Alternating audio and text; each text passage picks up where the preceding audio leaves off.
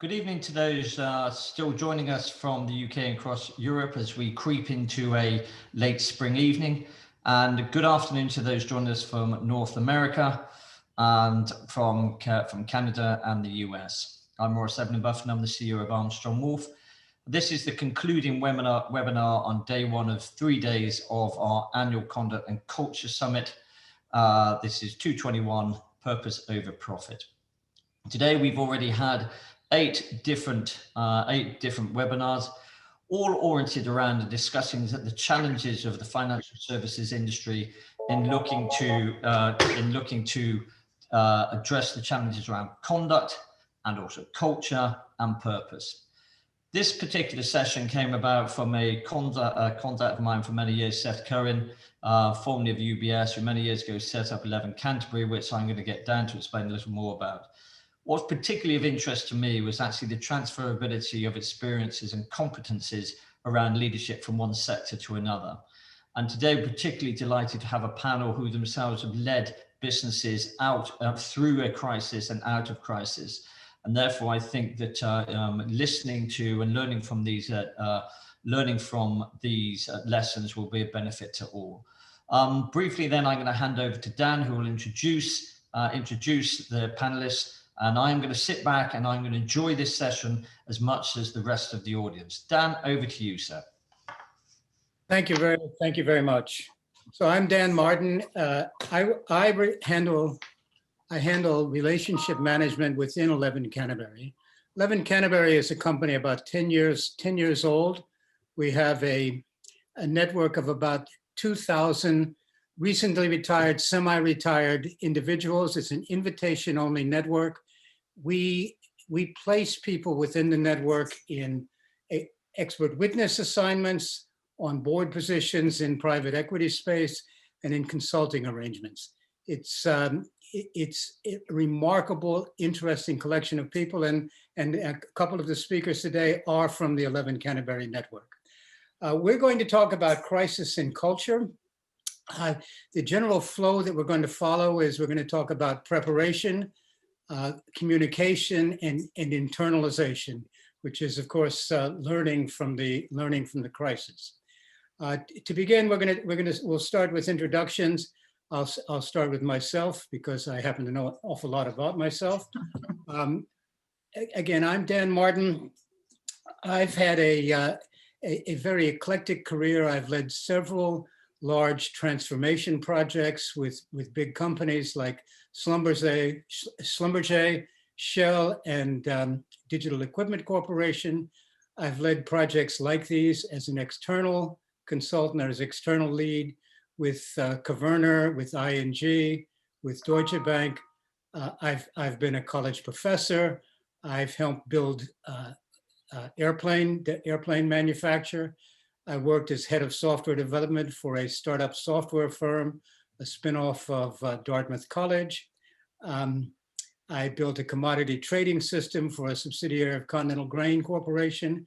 And I have the distinction of telling Fred Smith that I didn't want to work for Federal Express when they only had 3 airplanes because nobody would pay $5.95 to mail a package overnight. So you might want to be careful in following my career advice. So that's me. Next, Brona, would you introduce yourself? Sure, thanks, Dan, and hi, everybody. I'm Brona Briand, and I'm one of those many semi-retired C-level executives that Dan mentioned. Like Dan, I have a pretty wide-ranging experience set. I've worked in and managed aspects of IT and business transformation up to CIO and CTO level across a number of organizations, including IBM, Thames Water in the UK, BP, Bank of Ireland, Elan Pharmaceuticals, Perrigo, which is also in the pharmaceutical sector, and Prudential Assurance. I've also been involved as owner and director in a number of businesses in the tourism and food industries. Across my career, I think it's probably fair to say I've been around for a number of crises or near crises. Probably most notably, I was in BP in 2010, April 20th actually, so 11 years ago tomorrow, when the Deepwater Horizon drilling rig in the Gulf of Mexico exploded. I was also in the air en route from London to Houston on 9/11 when planes hit the Twin Towers. So along with Dan and James, I hope to be able to share just some perspectives gained from those experiences. Thank you, Brona. James? Thanks, Dan. I'm James Christodoulou. I work with Doonbeg Group in New York, which is a firm that focuses on providing M&A advisory and merchant banking services to small and mid-sized companies, primarily in the energy patch, green and renewable energy generation, renewable fuels, and energy storage solutions. I began my career working in private equity and later worked on Wall Street as an investment banker. I've been the CFO, COO, and CEO of private and public companies, taking several of them public on the NASDAQ and New York Exchange, including many international shipping companies, which, as you can imagine, is quite accustomed to preparing for and dealing with crises as a matter of normal operation. But I'm on this call today to share the lessons I learned when one of my ships was hijacked and my crew was held hostage and captive for 60 days by Somali pirates. And I want to share with you all the steps we took as a company and I took as a CEO to prepare for and successfully resolve that hostage and hijacking crisis. And that gets us to the start of the discussion and with the focus on preparation. I think the key thing to remember is just because something is a 1 in 100 years event doesn't mean that it will appear in the 100th year. From a personal point of view, I lived in Memphis 10 years. I lived through two 1 in 100 year floods. Subsequently, I moved to Santa Barbara, California, where I live. I've lived here for 7 years, and I've suffered through one in a century fires. So you can take lessons from that. In fact, my mother says the lesson she's taken is to never move close to where I'm living. So, you know, getting started with this, we're dealing in financial services. It's a very broad collection of business entities, but they all share in common that they're highly regulated. Does being highly regulated give you a kind of a level of protection? What do you think about that, Brona? So Dan, I think it's probably fair to say that in this day and age, most industries are regulated in one way or another and to varying degrees. I've experience in financial services with Bank of Ireland and Prudential. I've worked in energy, pharma, and food, amongst others. So I've seen many different flavors of regulations.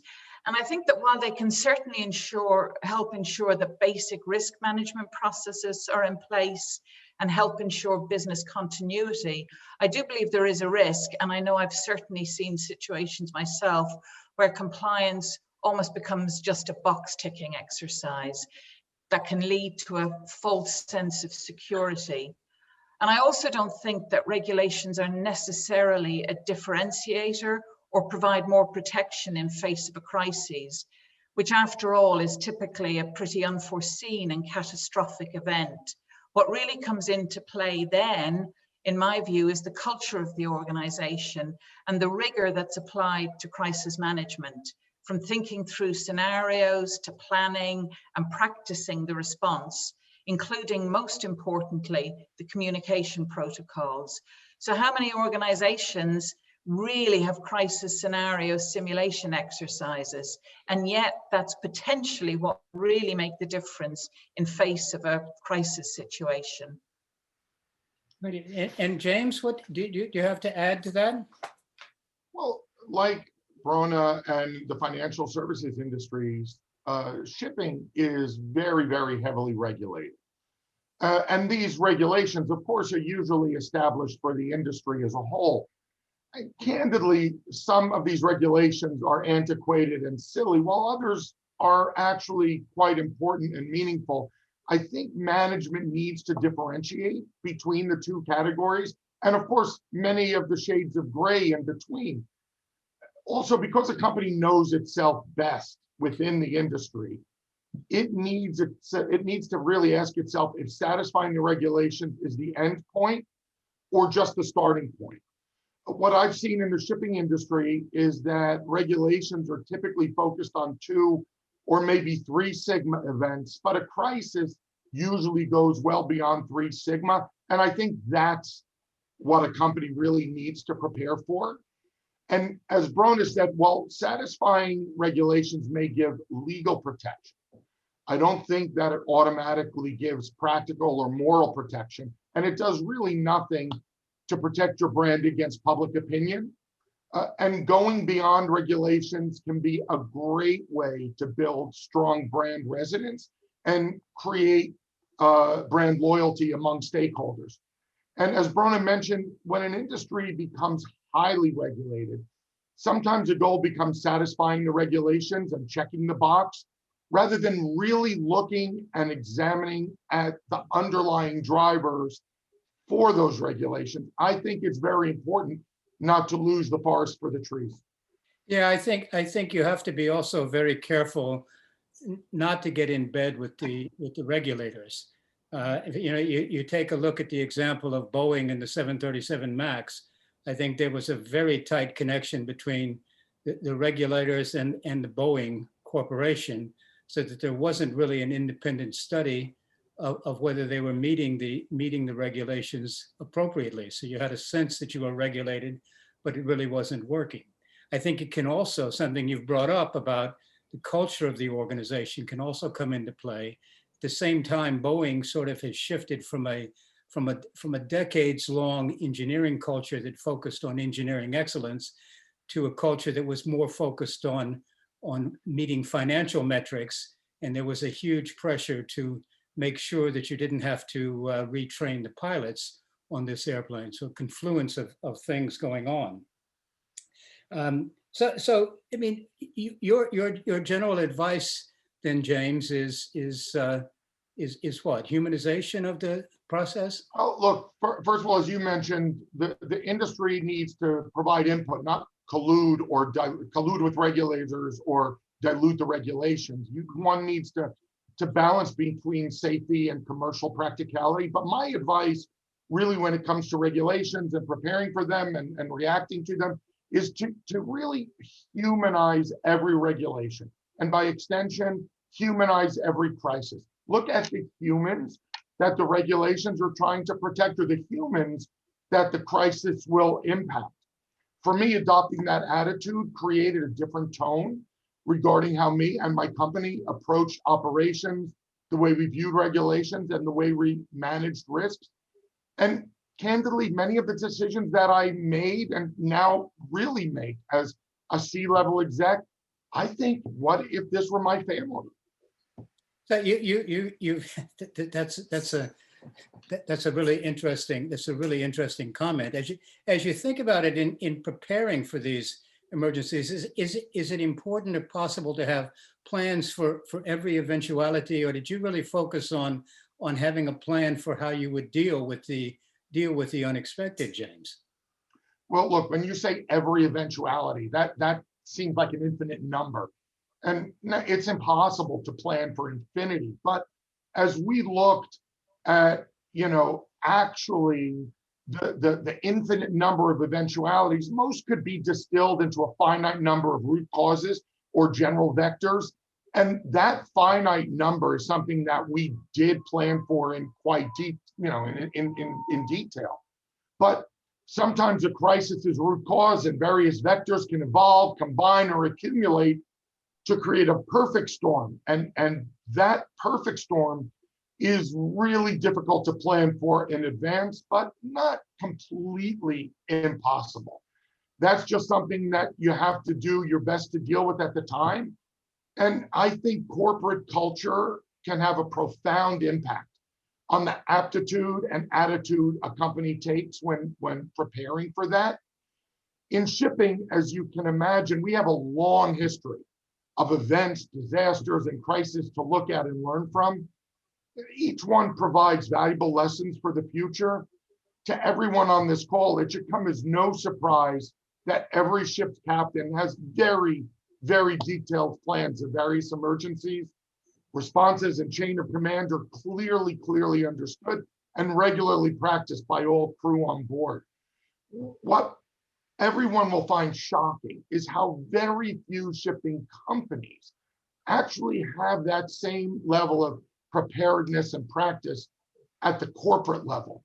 You know, I'm proud to say at my company that we did have plans at all levels to deal with what I consider to be the 3 phases of this hijacking crisis: preparation and prevention, actually dealing with the crisis, and finally, Dan, as you said, internalizing it and applying the lessons that we learned.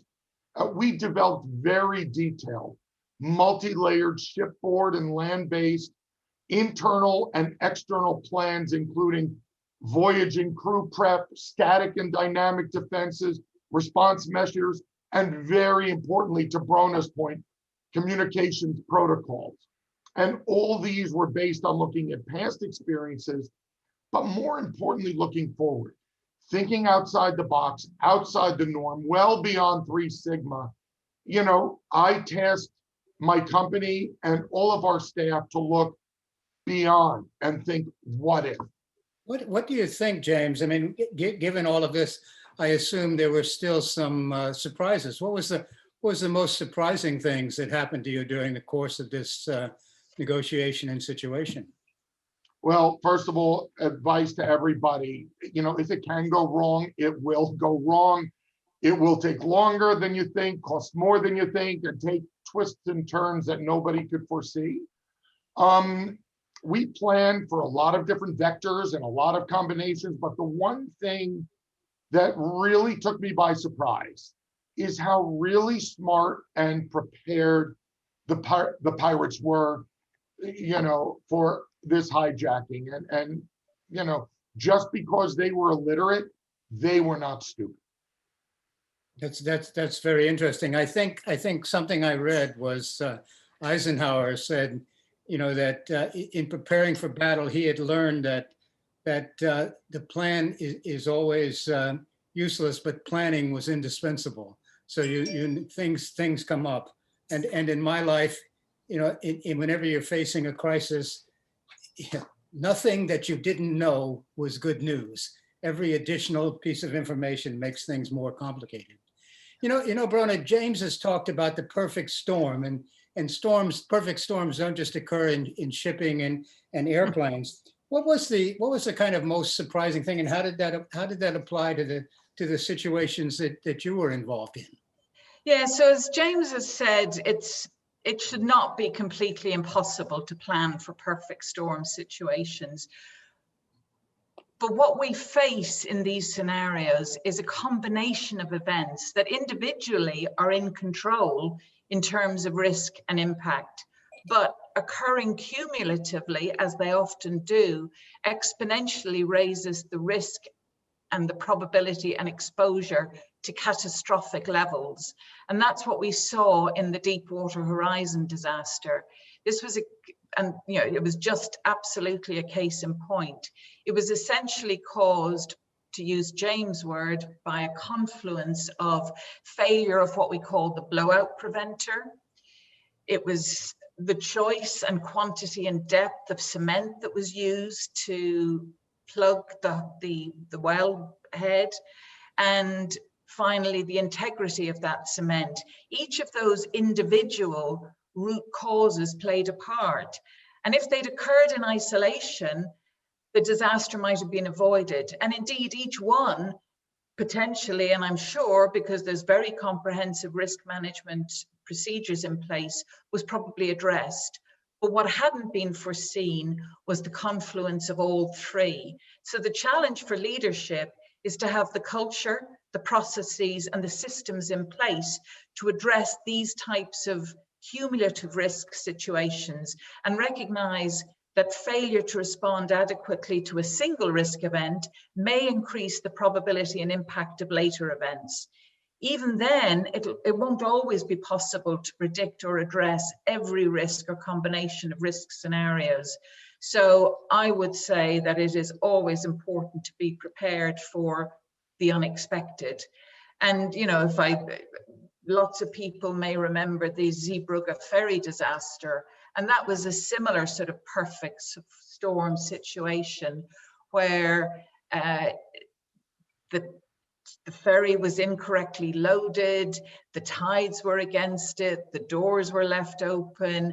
There was a whole range of root causes that came together to cause the perfect storm.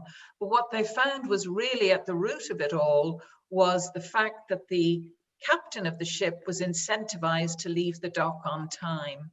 And that was really what triggered all of the other situations to come together to cause the disaster. So it's really important, as James has said, that the culture of the organization and the way in which it incentivizes its management is appropriate. I mean, it seems to me also you have to be careful of external events that may influence your decision-making process. I think there was enormous pressure, for example, to launch the Space Shuttle Challenger that may have led to, you know, underestimating some of the other decisions. You know, as I think about it as well, James, you know, it seems to me there was an enormous amount of planning and preparation that you guys did for the eventuality of a hijacking. You know, were there pressures that prevented you from just sort of going the long way around the coast of Africa at the same time? And how did your culture play out in how you dealt with the situation? Well, look, when we had to go through the Gulf of Aden, there had been a lot of hijackings, and candidly, I did not want to go through the Suez Canal. I wanted to go around the Horn of Africa. The problem was that given the timing in the calendar and the duration of the voyage, if we went around the Horn of Africa, we would have discharged our cargo 2 weeks later. We would have been paid 2 weeks later, and I would have missed an amortization payment to the bank and thrown my company in default. And the bank would not give me a deferral or a waiver for this one particular voyage. So there was a lot of external pressure on me to take on this risk. And as a response to this risk that we knew with eyes wide open we were taking, it was critical, not just important, that everyone in my organization was encouraged, forced to voice their concerns and opinions, you know, about remediation and prevention. And for me, this was part of our overall quality control. And I was shocked at where we got some really, really valid and important information from the lowest levels of our organization. We got some really important data points. And for me, safety and continuity were all part of our ESG and all part of the performance metrics and value drivers, and even brand enhancers at my company. And for those financial guys out there, for me, this went way beyond analyzing tail risk or quantifying value at risk. And you know, it was easy for Ford to calculate the math behind the Pinto exploding gas tanks, but the impact to the brand was incalculable.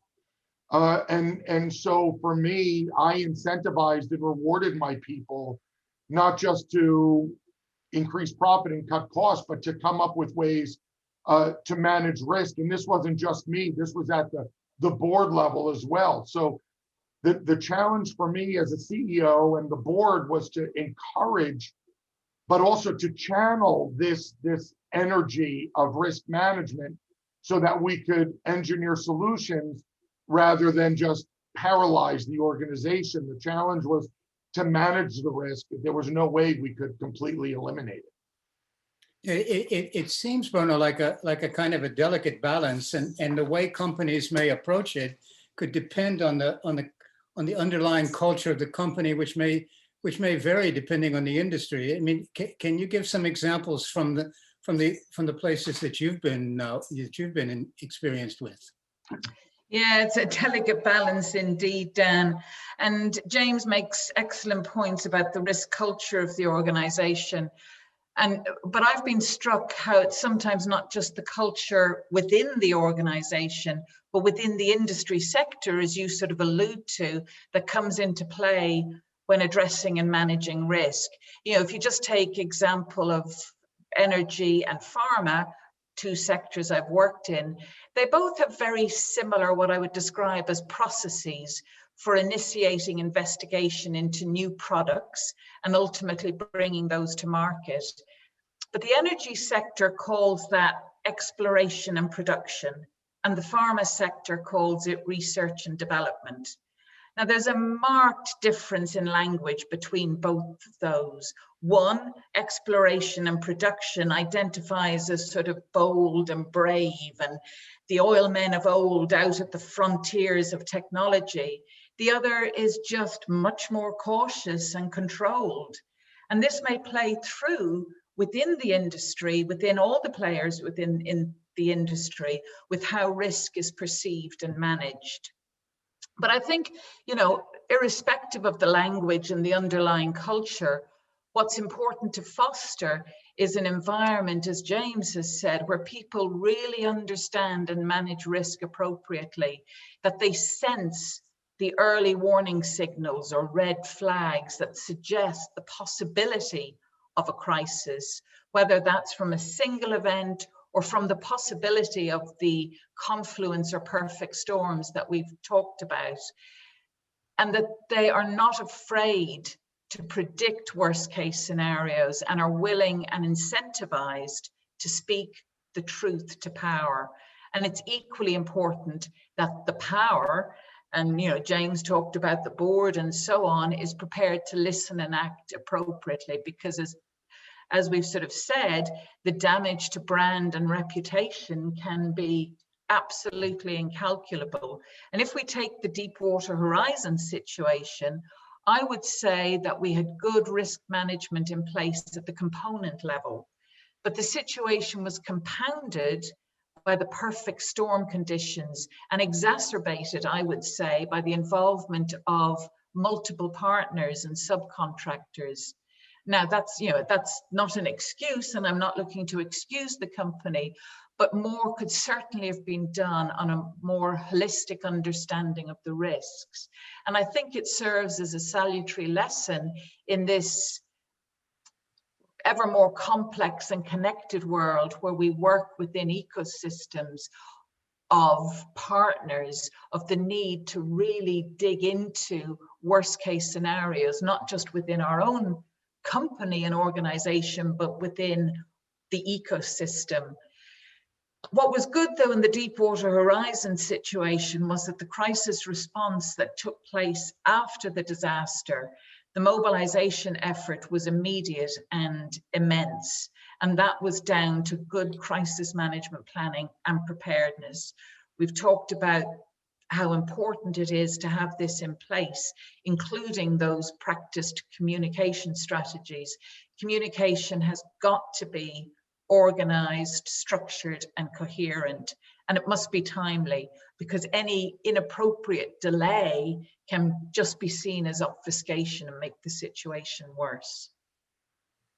Which I think is a nice reach to the next topic, which is communications. In my career, I've discovered that there's a fundamental characteristic of human behavior appears to be that if people don't know what's going on, they assume it's screwed up. You know, unless of course they think headquarters is involved, in which case they know it's screwed up.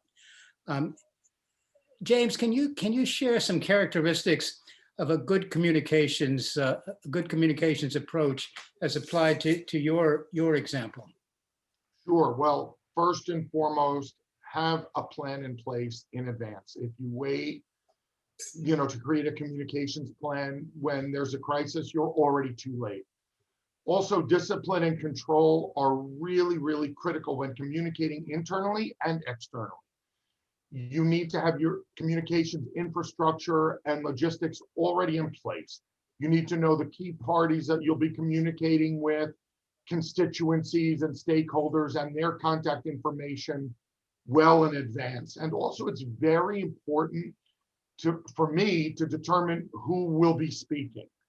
If the CEO, a spokesperson, both, and when, in which situation. There's no single right decision, and there are pros and cons to both. In my hijacking incident, I communicated as the CEO to some parties and a mid-level executive to others for very important strategic reasons. Also, there should be no unauthorized communications, no off-the-cuff comments, and no unauthorized spokespeople. Nothing should be spontaneous, and candidly, nothing should be unscripted. For me, better to say, let me get back to you, than to say something wrong. Also, I think it's important to determine the objective and write it down and distribute that objective throughout the organization so everyone knows it and everybody knows what they're working towards. And if things change, honestly, don't be afraid to change objectives, but then write down the new one and redistribute that so there's absolutely no confusion. And for me, my mother will tell you it's difficult. My wife will definitely tell you it's difficult for me, but listening is sometimes a lot more important than speaking. And it's a critical element of effective communication. Also remember, I think that there are going to be multiple audiences with different priorities and different objectives. Overall, you need to have a consistent theme, but when communicating, specific messages need to be tailored for each specific audience.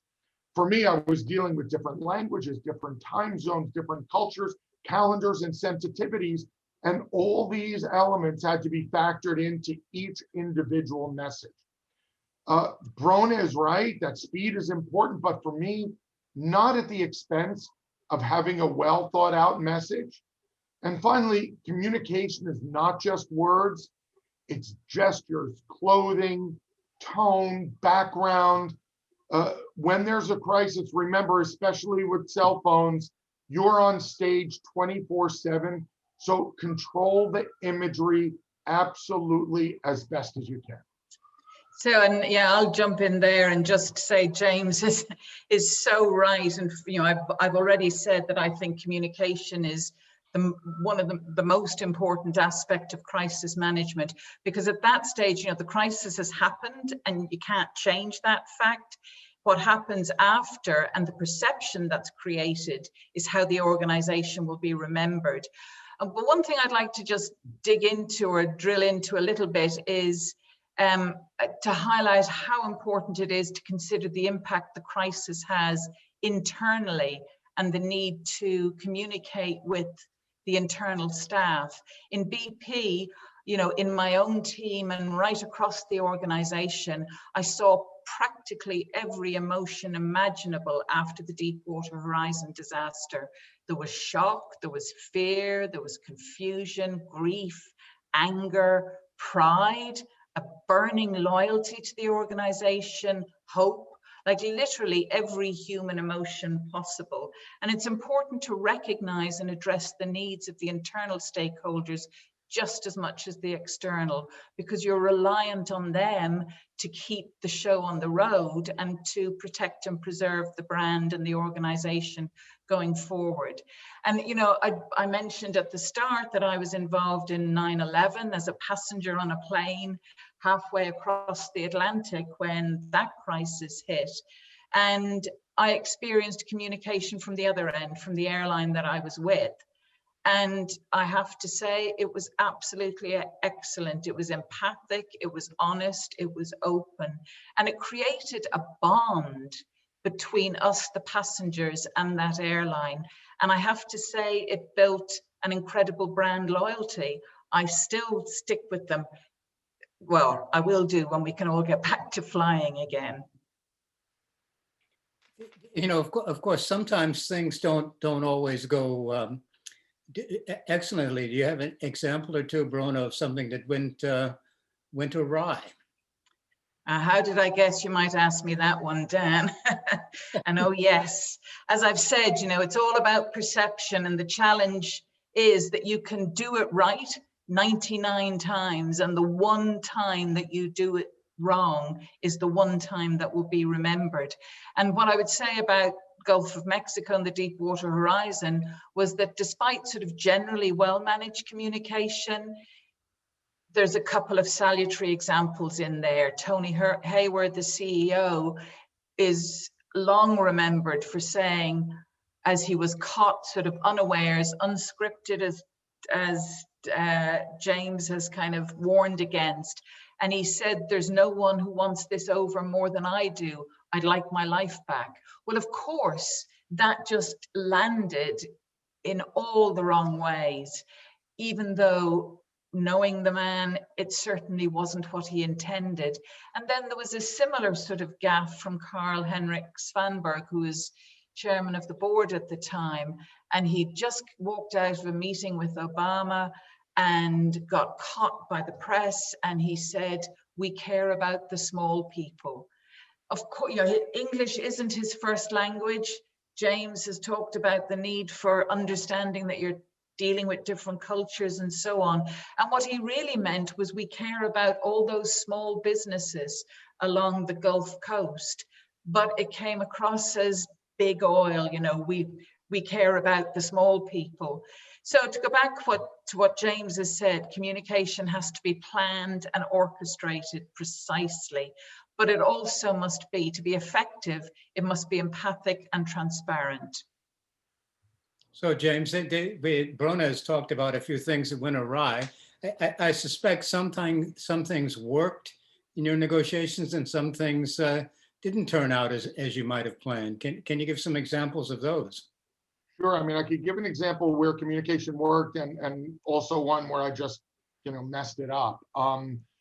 We had a grandmother of one of our crew go on a hunger strike to get her grandson released. And as you can imagine, if this hit the media, especially in India, it would have increased the pressure on the situation and given the pirates a lot of negotiating power, all of which are negative. Fortunately, because of the infrastructure that I mentioned before, which I think is important to a good communications plan, and the oversight that we had in place, we were able to get control of the situation. This was when I, as the CEO, not a subordinate, immediately flew to India. And this is when I wanted to bring the full power and authority of the company to bear and met with the grandmother. And literally, I got down on my knee in front of Granny and other family members and assured her that I would do absolutely everything possible to get her grandson home safely. And this was sincere. And I think that sincere, personal, human touch, heartfelt communication gave Granny and all the other families the confidence to know that we really were doing everything that we could and gave them the strength to keep going. And fortunately, Granny started eating, no more hunger strike, crisis averted. An example where I messed up is we had weekly communications with the families to update them. In one of the family Q&As, somebody just asked, how long is a typical hijacking? Simple math question. And I said, look, usually a hijacking is 60 days, but I wasn't thinking. And this all of a sudden planted in the minds of the family that this is going to be over in 60 days, which we had no idea of knowing if that's when it would end or keep going. So that seemingly insignificant data point created a significance that during a crisis could have things go awry. So this is why I say everything needs to be scripted, no off the cuff comments. Given that it's all over, was it finished in 60 days, James? We were very lucky. We finished it in 58 days. But if we literally finished it in 58.5 days, we would have run out of fuel on the ship. We would have had to make arrangements, which we had in our back pocket, to deliver fuel to the ship so they could egress from the area. That would have added 3 weeks and another $1 million of cost on the hijacking. So it wasn't the 68 days, it was the 58 days. of fuel that we had on board, which was the maximum fuel that we could carry. That was really our hard stop. Okay, thank you. We've talked about communications, and we're living in an era where there's a lot of technological change. We're in a situation where, you know, sometimes objective facts can't overcome emotions. How has that made things more difficult in dealing with the communication, which is so important, as you've said, Brona? So, you know, social media, Dan, has just changed the field of crisis management dramatically. It empowers stakeholders and makes organizations just so much more accountable for their actions. You know, this two-way symmetrical communication between an organization and its stakeholders has actually facilitated a rise in organizational crises. It allows stakeholders anywhere to communicate publicly with organizations. Unfavorable comments on social media, combined with the speed with which information can be shared, creates or underlines even more the need for a social media strategy to be included in that crisis management planning process. James, you have anything to add? Sure. Well, look, the increased level of social media and communications that are out there certainly makes things more chaotic, more fragmented. For us, it also provided direct channels of communications to stakeholders. So this is where I say be proactive and have the infrastructure already set up, not only to communicate to the various stakeholders, but I hate to say it, to also monitor their communication so you can be proactive. For us, we were dealing with a human adversary, and so we needed to be very careful what we communicated and to who. We needed to be very careful what we were saying. We didn't know if there was an inside man in the families, and we didn't want them to use our strategies or our communications against us. We set up chat rooms for family members to communicate with themselves, to deal with counselors, to handle the trauma. And we monitored all of that in real time to make sure that pressure wasn't building and that we addressed all the needs immediately. You know, case in point, Granny, we found out immediately what was going on. Within 8 hours, I was on a plane on my way to Mumbai to deal with that situation. Okay, thank you. I think we're ready now for internalization. Because sort of I think the key is never waste a good crisis. So Brona, what lessons did your companies learn from dealing with the crisis? So I think first and foremost, it just underlined the importance of communication in so many ways and the need for that comprehensive risk management and worst case scenario building. But, you know, to your point, Dan, about never wasting a crisis, I think there's a really important lesson in there. And it is that a crisis is ultimately an opportunity for positive change and improvement. And it should absolutely be grabbed and used as an opportunity to showcase an organization's character, its commitment to brand promise, and its institutional values. And the real trick of leadership is to be able to navigate out of a crisis and to end up not wasting that crisis to be in a better place. James? Brona, that's so right. And, you know, for me, though, I was just thinking to always think beyond the probable to the possible and even the impossible, you know, to try and prepare for that perfect storm. But what I've learned is if it can go wrong, it will. It'll take longer than you think. It'll cost more than you think. But the takeaway is to learn from it, personalize it, humanize it. And at least if you respond to a crisis in that way, it can go a long way to creating brand resonance and loyalty among stakeholders and really showcase the management and the company. Did the culture of your company have an impact, a positive impact on the way that the crisis was handled, James? Well, for me, I think our corporate culture had really a profound positive impact on the way that we approach operations in general and prepared for and dealt with this particular crisis. But in all candor, you know, we were a small organization, and many of our staff had either served on ships or know people who do. So there was a personal connectivity and a firsthand knowledge that we had at Industrial Shipping that honestly a lot of larger organizations don't have. One of the things that we did importantly and uniquely, because we knew that this was kind of a increased threat level voyage, I made that voyage an all volunteer opt-in voyage, and I required input from all crew in the company to prepare for it. And what this did was it created buy-in and cohesion among the crew, among their families, and vested every member of our company in that particular voyage.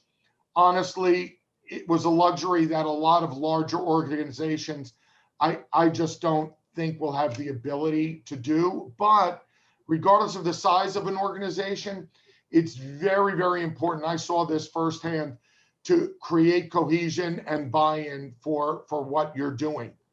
A positive result, we've mentioned this, was creating brand loyalty among all stakeholders. Not only did a lot of our clients view us as being a shipping company of choice, but a lot of our crew looked to us to re-enlist on other voyages. And honestly, I still take my hat off to our crew members. 2 of our crew members saw how well we dealt with that crisis as compared to other shipping companies who had their ships hijacked, that they insisted that 2 of their siblings come on the ship, finish the voyage, take our cargo to market as a thank you and matter of family pride, to give back to us all that we gave to them. So if you do it right, you want to avoid it at all costs, but if you do it right, it can create a lot of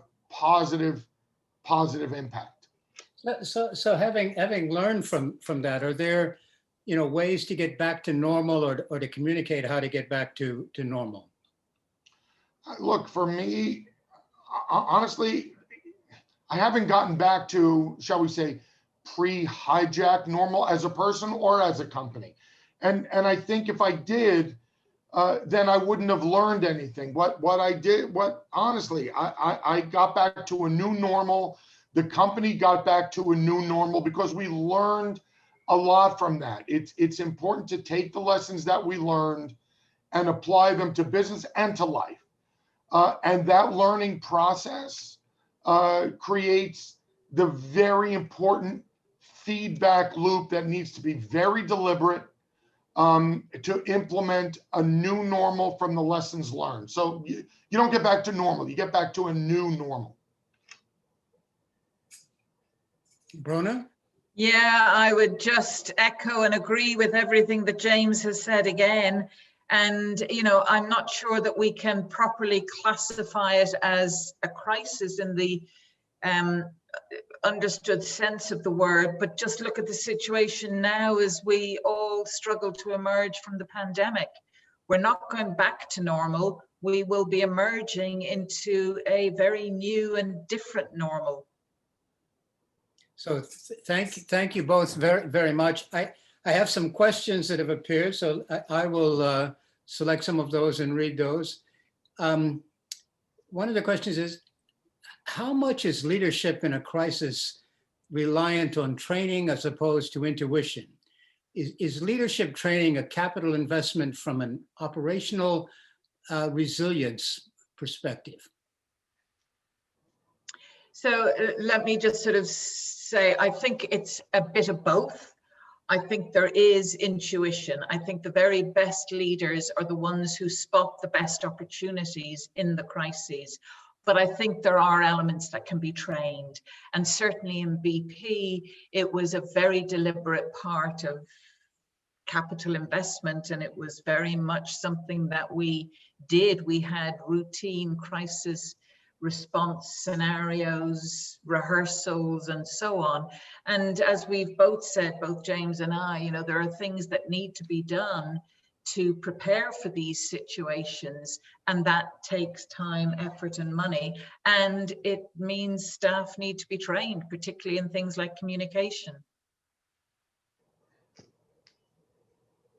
James, do you have something to add, or you? Just that I agree with Brona. There's a lot of intuition and you know, but the training is the willingness for a company to expend resources or time to cultivate and enhance the raw talent and intuition of staff at all levels. So to Brona's point, it's a combination of both, and it needs to be deliberately approached that way. We have another question. When you're reflecting on what personal characteristics did you draw on to keep a clear head in the decision-making process to take you through the event, can those be developed, or are they sort of innate? You know, is it nature versus nurture for that for those characteristics? I think it is nature, once again, that is enhanced and cultivated by nurture. And I think, at least for me, it was a strange contradiction of skill sets and emotions. On the one hand, I had to be very empathetic and very sensitive. And on the other hand, I had to be very detached and kind of insensitive, and jumping back and forth between those two poles of emotion. You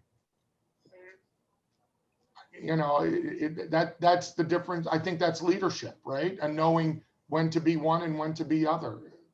Yeah, I think you're right, James. And to the point that we've already sort of said, I think you can nurture some of those things and practice them.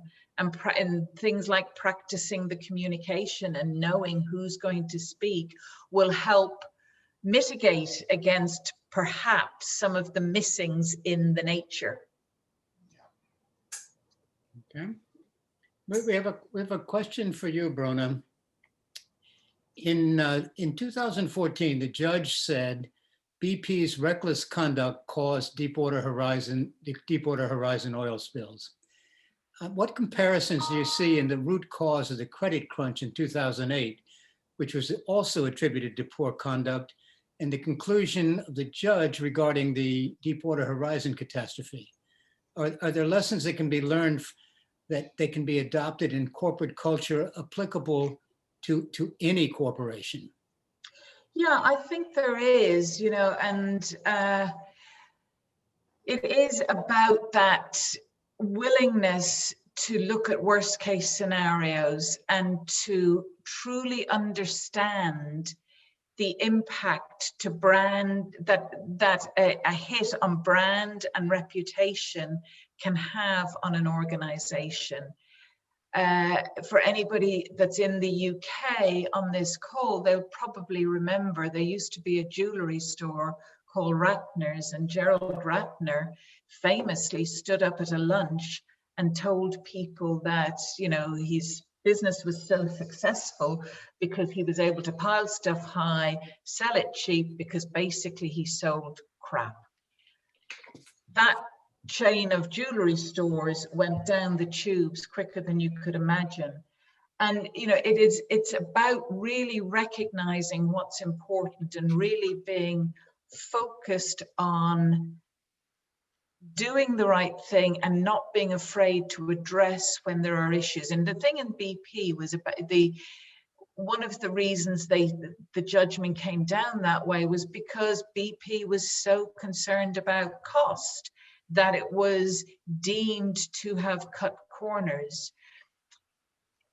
It's that delicate balance, and James has alluded to it, of when do you make the call about going through the Suez Canal or around the Horn of Africa?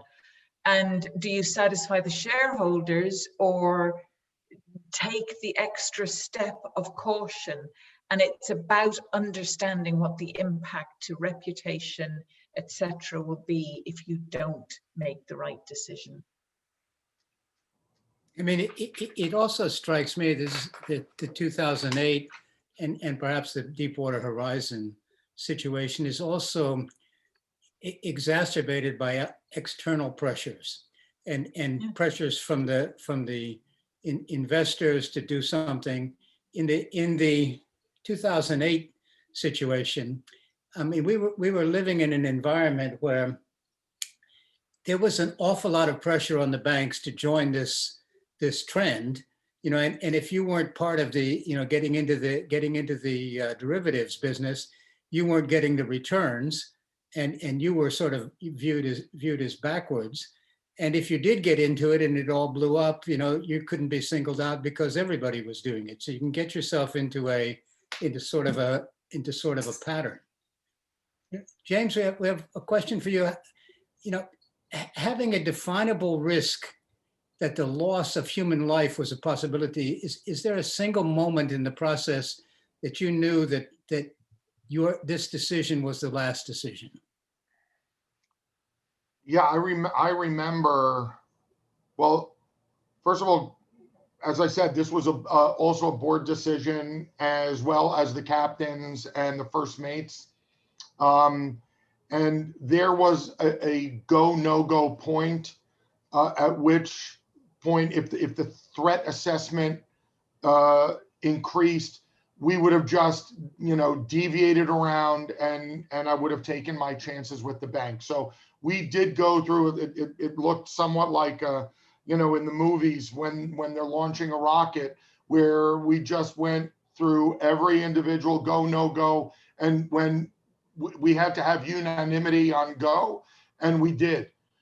I can tell you that during the entire crisis, the nightmare, the recurring nightmare that I had was that I would be on the phone with the pirates, and they would say, I want you to listen to something, and I would hear bang, and they would say, I just killed one of your crew, I want my money tomorrow. And I had that nightmare an awful lot. Loss of life. Look, we all are executives, so we're all accustomed to making decisions that affect people's livelihoods. I can tell you, it's very, very different when you're making decisions that directly affect people's lives. It took on an order of magnitude that you're not always prepared for.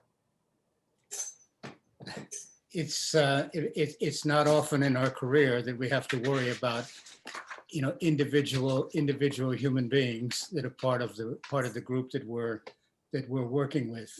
Yep. I think we've also focused on, you know, sort of crises in the event in the realm of meteors striking the earth, sort of unexpected things, you know, or maybe you could do a little bit of preparation for it. I mean, it seems to me, is there a different way of approaching things that are more systemic and slower acting? So, you know, if you look in banking, perhaps the advent of blockchain or cryptocurrencies, you know, or climate change that human beings seem to be, you know, not particularly good at responding to. The general lessons apply to that as well. What do you think, Brona? Yeah, I know. I agree. I think sort of as new technologies emerge, we have to be mindful of them. We have to think about what the impact, what they're going to mean.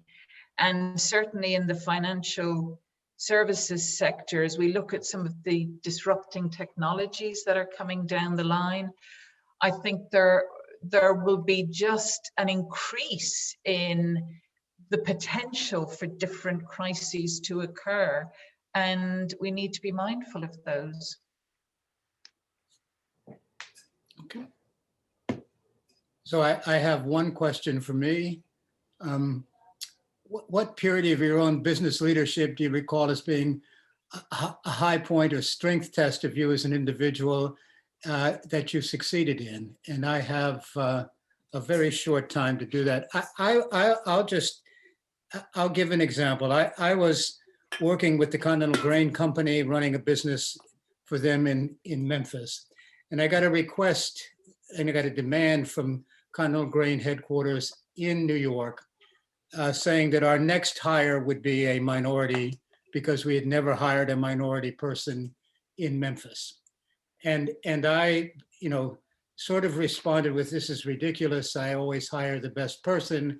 I have no prejudice bone in my body. I can't believe they're doing this to me. And I mentioned that to one of the people that was working for me. And her response was, you're right, Dan, we can't have somebody like that working in our company. And I immediately realized that this is why they have affirmative action. I went out of my way to find a diverse candidate. We hired the next 3 people we hired were from the diverse group. And then about 2 years later, when the company was sold, I was talking to the person who had told me we can't hire one of those people. And she had a new job, and I asked about the job that she was moving to, and she said, well, Dan, it's an interesting company, but they are so backwards. They have no minorities. They have no women in management. It's just unbelievable how backwards they are. So, if I look back in my career, this was something where I responded completely differently to something unexpected. I appreciate everybody who's been on the call. I especially appreciate the work from the contribution of James and Brona. Thank you very much.